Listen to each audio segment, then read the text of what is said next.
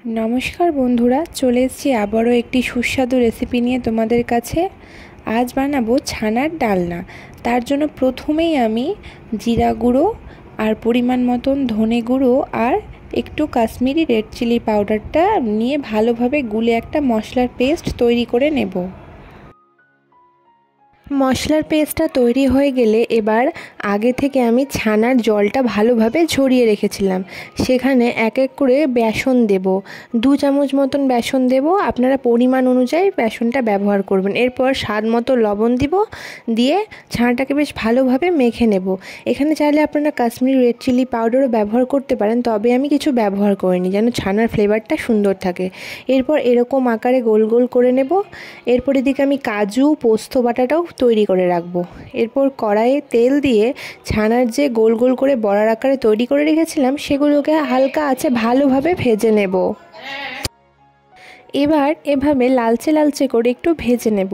আপনারা চাইলে একটু নরম নরমও নামাতে পারেন, আমি একটু কড়া করে ভেজে নিয়েছি যেন টেস্টটা ভালো লাগে। আমাকে বেশ মুচমুচে ব্যাপারটা না ভীষণ ভালো লাগে। এবার সব বড়াগুলোকে বেশ লালচে লালচে কড়া মুচমুচে করে আমি ভেজে নিয়েছি। এবার সেই একই কড়াইয়ে আমি দারচিনি আর কয়েকটা এলাচ ফোড়ন দিব। এরপর এখানে আমি যে মশলার পেস্টটা বানিয়েছিলাম সেটা দিলাম। এরপর এক এক করে সব গুঁড়ো মশলাগুলো দিয়ে দেব। প্রথমেই দিব হলুদ পরিমাণ মতন, তারপরে দেব পরিমাণ মতন লবণ, দিয়ে ভালো করে মশলাটাকে আগে কিছুক্ষণ ভেজে নেব যাতে মশলার গন্ধটা কেটে যায়। এরপর এরম তেল বেরিয়ে এলে মশলা থেকে আমি তার মধ্যে আগে থেকে যে কাজু আর পোস্তটা বেটে রেখেছিলাম সেটাও দিয়ে দেব। দিয়ে দেওয়ার পর পরিমাণ মতন সামান্য জল দিয়ে বেশ গ্যাসের ফ্লেমটা হাই করে ভালোভাবে নাড়াচাড়া করতে থাকবো।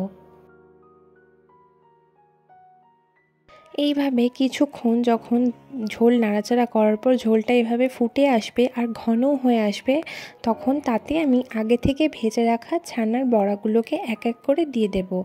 এখন কিন্তু আমি গ্যাসের ফ্লেমটা হাই রাখবো, কারণ গ্যাসের ফ্লেমটা লো রাখলে বড়াগুলো ভেঙে যাওয়ারও সুযোগ থাকতে পারে তাই। এরপর আমি বেশ ভালোভাবে বড়াগুলো দিয়ে দেব। যখন ফুটে আসবে পর নামানোর আগে আমি 1 চামচ ঘি দিয়ে বেশ ভালোভাবে নাড়াচাড়া করে নামিয়ে নিলে তৈরি আমাদের ছানার ডালনা। রেসিপিটি ভালো লাগলে লাইক কমেন্ট শেয়ার করতে ভুলবেন না কিন্তু। ধন্যবাদ সবাইকে দেখার জন্য।